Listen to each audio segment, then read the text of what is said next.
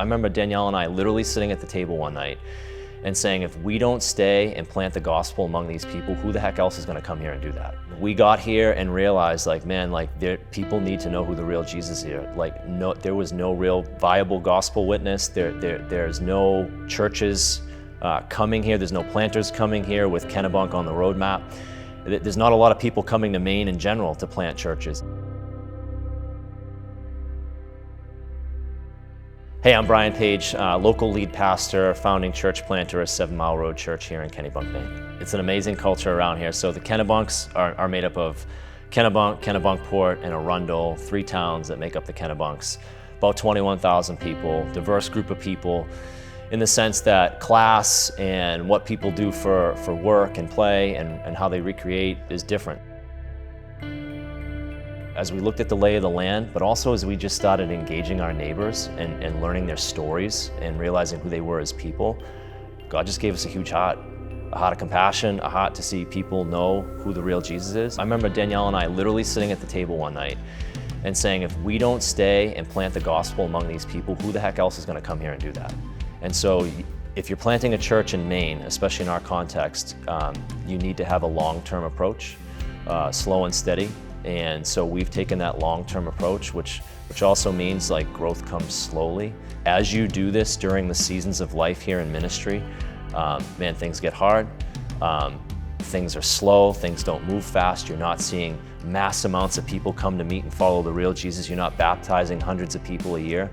The whole reason why we came to plant the gospel among the people of the Kennebunks is because we wanted to see people meet and follow the real Jesus. And that still remains the big vision for why we do what we do here. So I can look at people, so I think of names. So I think of the Chris's, I think of the Elenas, I think of the Simones, I think of the Cheyennes, I think of different people, right?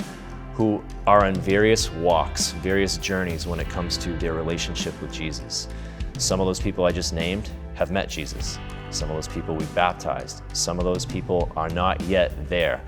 But if I look at the landscape of 6 years and building relationship with people like them, from completely all set with Jesus to now like attending a gathering and asking some really hardcore questions about faith and life and God and who Jesus is, people leaning in, like that's the fuel that I go, man, like that's what we're going for.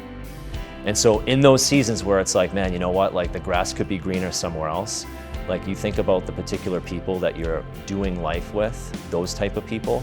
I look at just even in the last couple of years, just seeing God grow our little community here where people are committed, we're seeing growth, we're seeing people come alive to Jesus.